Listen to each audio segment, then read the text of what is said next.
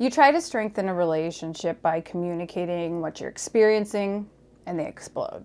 Today we're going to discuss normal, loving things that actually ignite covert narcissists. If you've left a conversation you initiated with love and instead have been blamed for trying to help, this episode's for you. We'll walk you through 6 behaviors as well as 11 ways that covert narcissists punish you, and the 6 behaviors that you're using to try to improve the relationship. This is all from Melissa Kalt. I've brought her up before. She's a narcissist expert. So we're going to walk you through her articles today.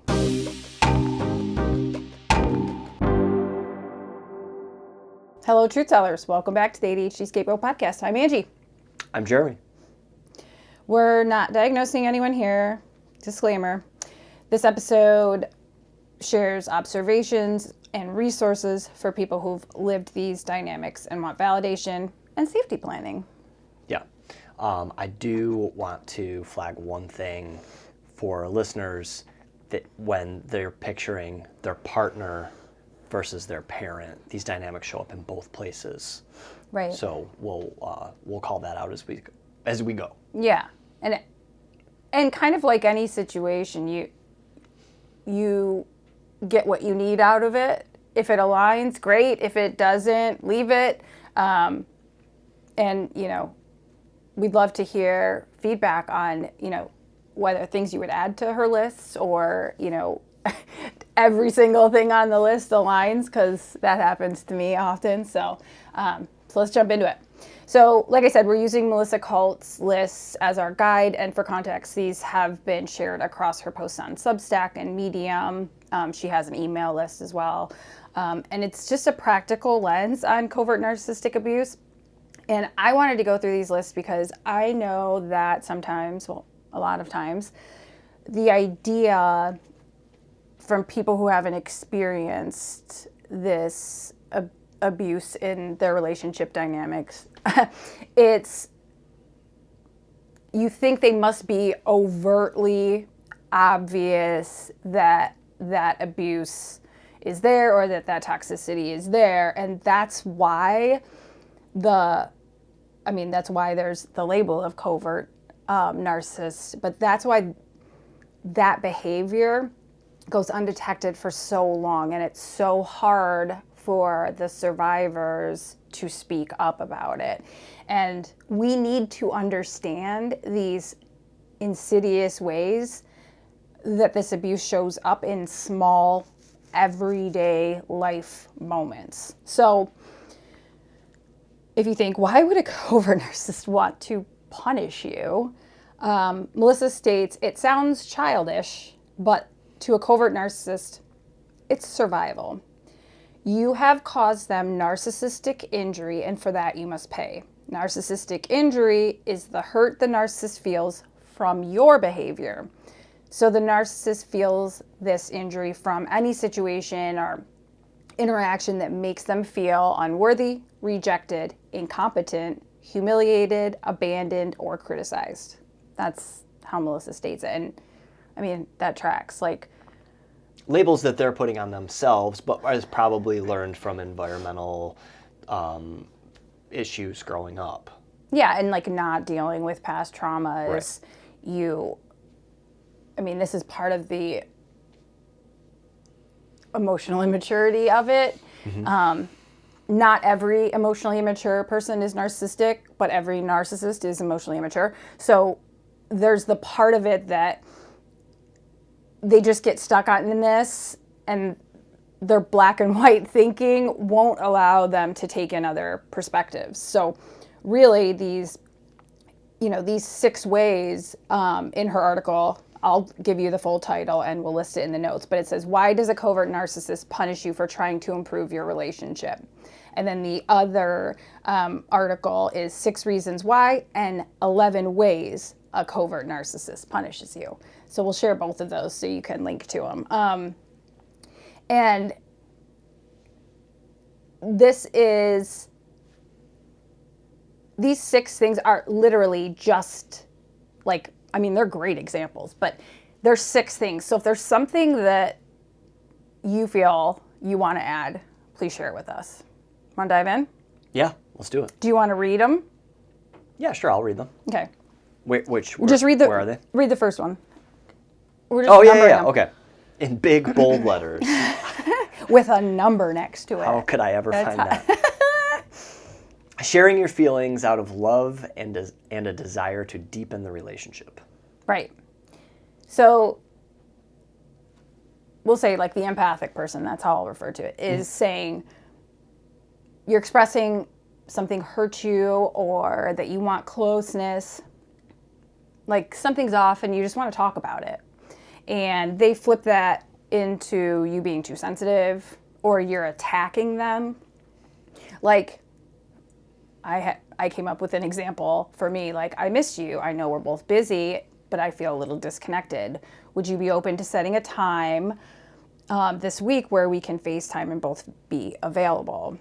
And that's expressing like, hey, I feel a disconnect. Can we figure out a way to connect? Can we both dedicate a commitment to a time to do that? Another example would be, I feel like you're mad at me and ghosting me. Is there something I did wrong? I want to understand because I'm noticing this change in your behavior and I want to know what I can do. Right. Right.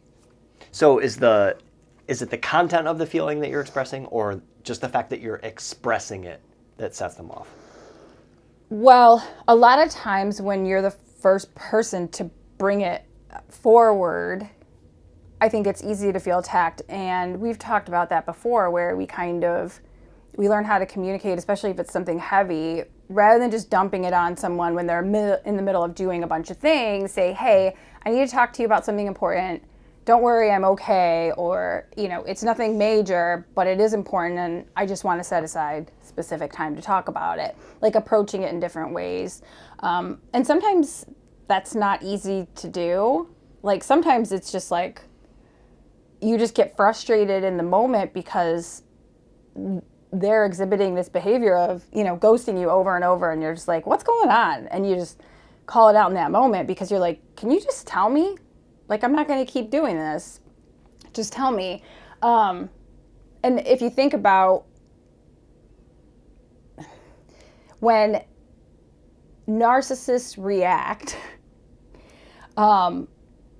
they're just reflecting on or projecting onto you their injury, right? So, if it's this perceived threat to their image, then you did that to them and you don't deserve empathy because you aren't giving it to me, when really that's not what you're doing. You're not saying, I want to change you as a person. I want to communicate what's going on, because that's relational behavior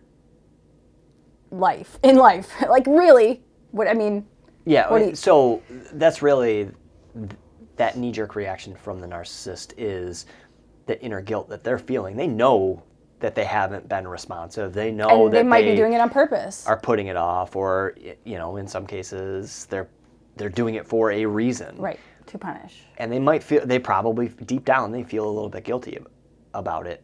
But when you call them out, how dare you? You're just supposed to put up with it. Right. And when I'm ready, so it's that inner rage of, I know I shouldn't be doing this, but why would you call me out on it? Just leave me alone. Right. You're wrong for holding me to the promises that I made. You're making my life difficult by bringing this up. Right. Right. So just a quick little, I'll give survivor tips on each of these, just like small little things, but you have to kind of frame disclosing this information safely. So if you're coming to them with a concern, you need to understand the threat of the person or following patterns of behavior from the past. You can ask someone to be there with you, kind of as a witness, or to help you feel confident in bringing it up. Sometimes people just want to talk one-on-one if it's something personal. So maybe it's like a pep talk ahead of time, remember, like, you got this, just speak honestly and openly, whatever. Sometimes it's hard to express because the other person is very combative and attacking, and you kind of don't want to deal with that. So you could use written messages because they're real-time, live responses are dangerous or harmful. And you also want to limit your expectations of this repair. So you're going to them, you're sharing your truth, but that doesn't immediately mean it's going to repair. And that's, coming from either person, right?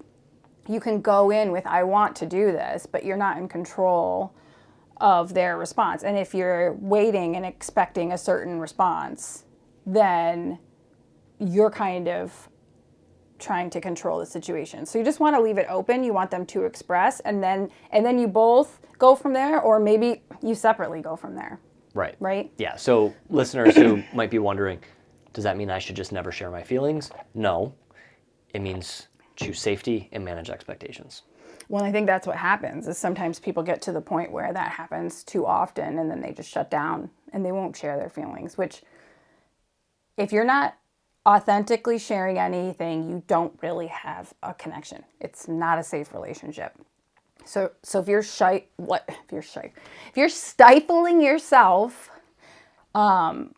instead of just openly communicating concerns, you're already in an abusive situation. Right. That's what they want. Okay. Number 2, trying to teach or show them something. Right. So you offer a solution, a new approach, or information that's like meant to help, and they interpret it as incompetence or criticism. Or you say, I know it's hard to stand up for yourself sometimes, but like, you deserve to be treated with respect, and I want you to know you are worth that effort. That's my example. But just kind of like thinking, I'm offering them, it feels like support from you. Maybe they don't know. Maybe they already do, and they say, yeah, I've tried that, right? But you're just offering up, trying to teach them, give them a tool that, especially if there's something going on.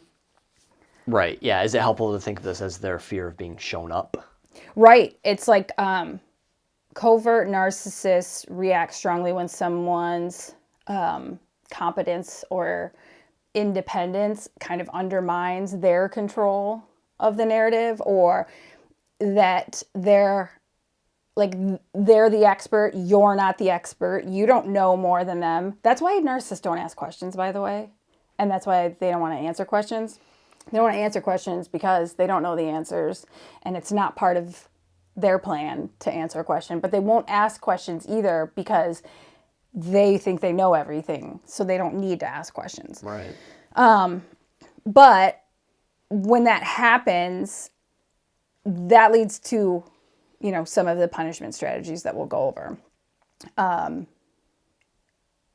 for me, sharing information with my family member, she immediately thought I was like criticizing her life choices because I pointed something out and helped her through what I thought I was helping through a situation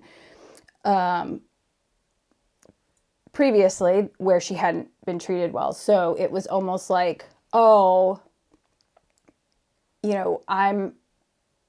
she's criticizing me for making another like poor choice. Which the criticism comes from the shame of that previous misstep.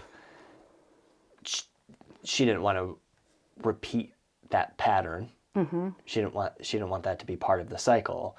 And so the way to squash it was to say, you're controlling, you don't care about me, you care about how your control over me, which is mind-blowing, but... Right. But it's this, you're criticizing me because I've already made this mistake. I haven't addressed this mistake. I haven't learned how to not make this mistake again, so it's your fault. Right. It's your fault for calling it out. Right. Just like the background check. Right. And it's your fault for calling out this person's crimes. Right. And and this is why I say these are everyday simple situations.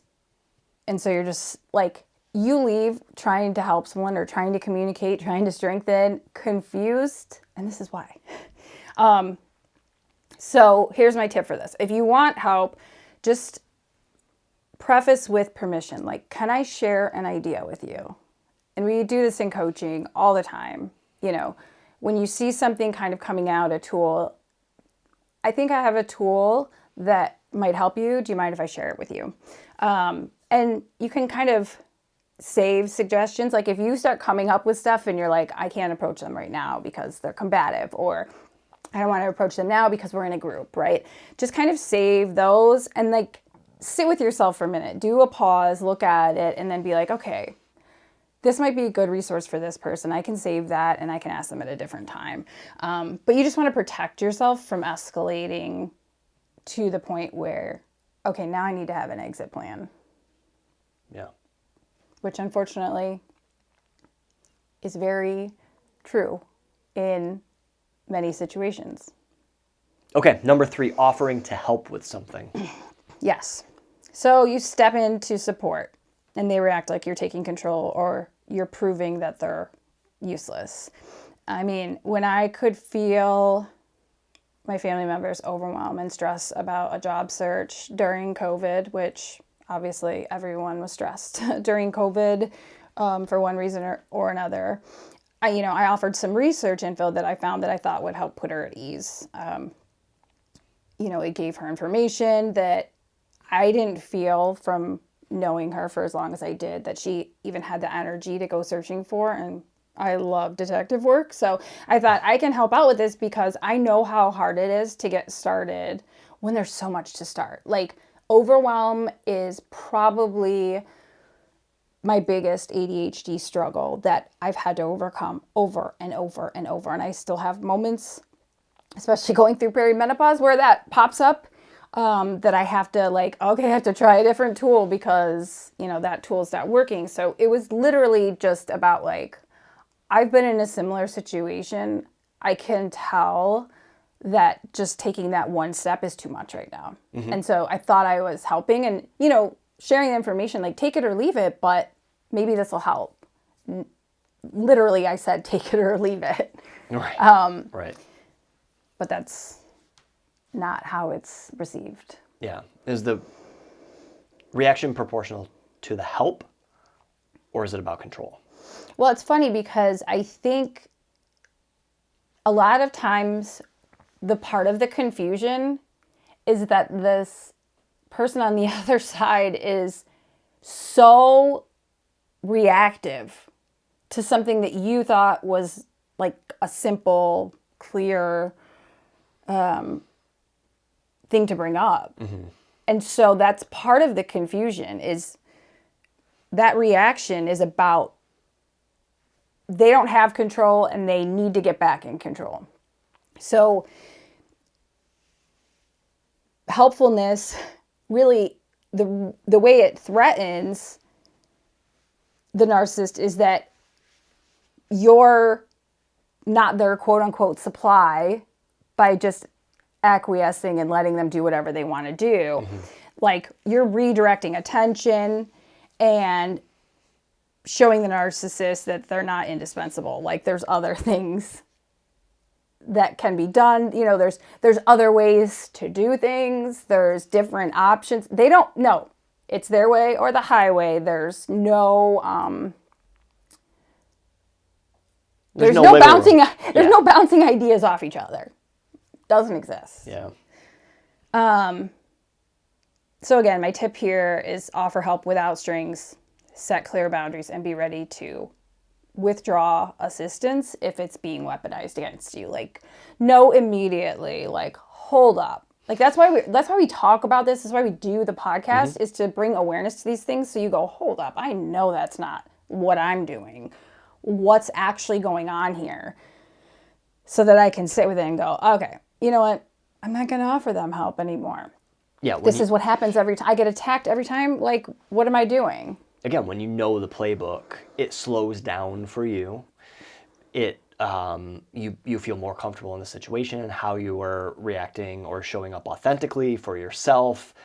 You're able to, be at peace with the consequences of conversations like that. When you know these things, again, to your point of this is why we do the podcast and bring these up, it's important for you to understand this, especially if you're the target of this abuse. Right.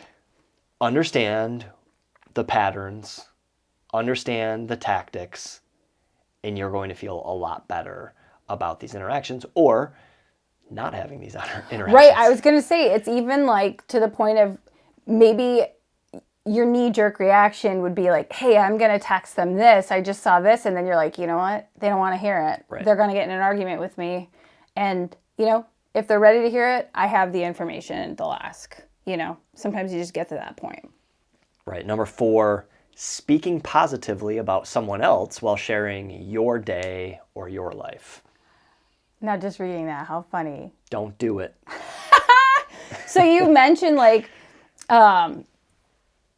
Melissa lists, you're encouraging a coworker or a friend, and then suddenly they grow jealous or claim that you're comparing them. So I do think that my family member was speaking positively about me with her partner early on in their relationship, and it was probably pointing out my loyalty and dedication to protecting those I love. She was probably like, my sister doesn't take any shit from anybody. She, has my back no matter what, because she thought that she could say these things to this person. And that's when I became a target. Right. You became enemy number 1. So is it safe to mention anything positive? Well, I think you need to speak freely as you normally would, and know that if you do have to stifle yourself, you're being abused. Right. You're not in a safe relationship. And the thing that a lot of experts point out around this topic is that narcissistic envy and rivalry are huge triggers. Positive talk about others, and even if it's you talking positively about yourself, you can only say positive things to them. It's nuts.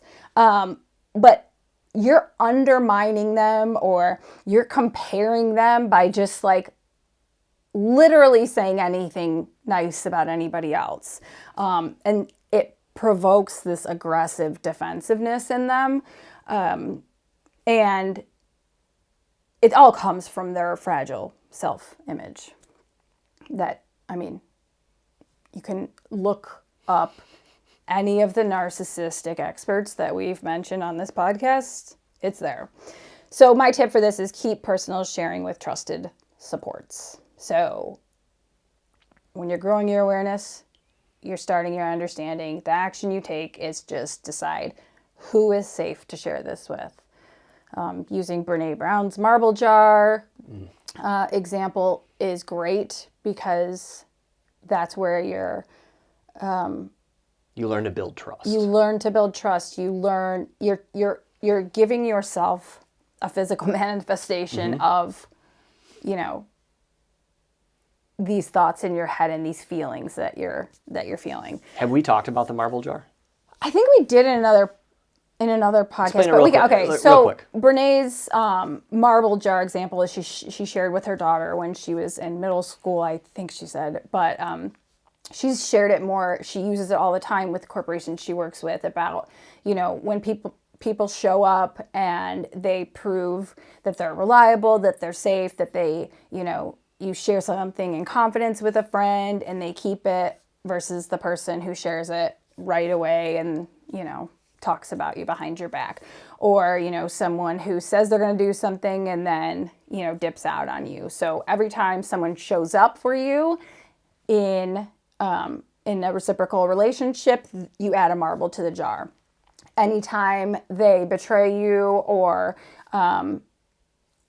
go back on a promise. Go back on a promise. Yeah. They prove that that it's almost like a rejection, disappointment, abandonment within whatever the relationship situation is. You remove a jar or a marble out of the jar.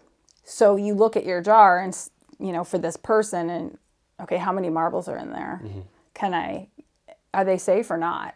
And then you kind of decide. So if you just think of the marble jar, obviously you don't have to physically do it, but you can, yeah. You can, especially it's a good with way kids. for kids. Yeah, it's a good way for kids. We kids talked to about this with our middle schooler, and people who he's befriended at school, and who can he trust, and he was struggling with a kid in his class, and you talked to him about this Brene Brown marble jar scenario, and you gave him this example. We didn't do it physically, but you said, who would have a jar full of marbles? Who's the marble jar friend, I think. Yeah, who's the marble jar? Yeah, who's the marble jar friend?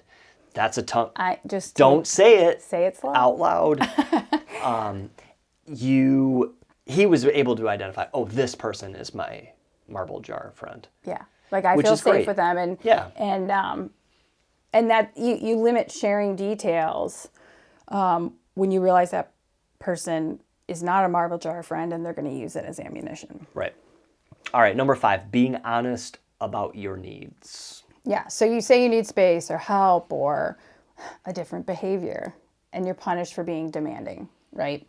Like, I'm not trying to change you as a person. I'm just suggesting a different approach so that we can improve our communication and be able to hear each other better. That's not what they hear. Yeah, so how can listeners tell the difference between normal boundaries and a red flag demand? So there's healthy needs, and then there's entitlement. So narcissists interpret ordinary needs as personal affronts if they threaten their control. So if you're looking at different resources of parental narcissism, a lot of the anxiety, depression in children is because of scapegoating, and it shows all the long-term damage of these ignored needs. So you have like these normal basic needs and you're too much. Or, in a partnership, you taking care of yourself is selfish. Sure. Any relationship, all of these things are like, that's why for a long time, it was like, who do you think you are if I set a boundary? Like, I didn't have the words for it, but I was like, that's not okay. It's like, who do you think you are? Like, I had enough self-respect to stick up for myself and stick up for others. And that's me being disrespectful. Right. It doesn't make sense, but that's the whole idea, is like, you feel selfish, and so you're called selfish, so you're giving and giving and giving, and you need to pause and go, to what end am I giving? Well, and that's where the narcissist preys on your empathy, or, they can make it seem like you setting a boundary for yourself is an assault on them. And they know that you're going to care for them and say, no, I didn't mean to do that. I would never do something to hurt you. So you pull back on your boundary, thus relinquishing control. Or you're automatically defending yourself. And you're going, oh, no, that's not what this was. And then you're over-explaining, trying to get out. And all they're trying to do is to throw you off and drop you from talking about your needs. You're coming back to their needs, and you're going to sit with, after you leave this conversation, that your needs don't matter and that you're being selfish. That's the message that you're going to get from them. And so my tip here is to keep needs statements short and non-negotiable. Like, I need X. If that's not possible, here's what I'll do. Those are boundaries. Like, make plans for safety. If boundary enforcements lead to them escalating even further. But like, boundaries are saying, like, this is what I'm going to do. If that doesn't work for you, here's what I'm going to do. Like, does this work? Or if you're being, if you continue to scream at me, I'm not going to continue this conversation. I'm going to hang up the phone. And then doing that. Yeah. Number 6, taking care of your needs. Right. Like self-care, getting therapy, choosing your friends. All of it can look like betrayal to the narcissist because their system, meaning what works for them, depends on your dependency on them. So, I want to see my family turns into you don't like them because your family doesn't like them. So if you want to spend time with your family, you don't like them. Or you want to have a job separate from them. Well, you don't support their dreams. And they're just like, huh? Yeah. And this is the one that often precedes estrangement, right? Right. Like choosing self-care is often the turning point when scapegoats begin to step away, or anyone kind of seeing the family pattern clearly. And these family systems they do collapse when the scapegoat stops feeding the system. And you can research and look into different scapegoat roles and estrangement stuff around that. And that's why our discussion last week about Oprah's podcast on the trend of going no contact doesn't talk about scapegoating or the abuse. Like they reference abuse as if, okay, going no contact for any type of abuse is absolutely healthy, but they didn't talk about what that looks like, right? Right. And this is what we're saying, like, you need to protect yourself when your needs, your self-care, your mental health is being harmed, and you speaking up about those needs is met with punishment and smear campaigns. So the tip here is plan your exit or low contact strategy with support. Make sure your finances are in line. See a therapist, a coach, trusted allies. Like, expect to receive the pattern of behavior that they've shown you. They're going to try to guilt you. They're going to try to hoover. They're going to start a smear campaign, and you're going to feel like you need to defend yourself. They're going to try to gaslight you, like all the things. Those things are part of you changing and seeing this clearly. You can't respond the way you always have because now you see it differently. I just wanted to mention, Melissa also does this other article. I mean, she has like a ton of articles. They're all good. Go read them. I got to get her on the podcast. But she shares this one that 3 harmful things that a narcissist will do when you spotlight their harmful behavior. And she talks about they deny, they deflect, and they dismiss. So immediately we'll tell you that's not happening. They're denying. They'll project on you, or they'll say you're projecting your past relationships on me. That's not happening here. Deflecting, you don't want us to be happy. You've got to control her. And it's like, what?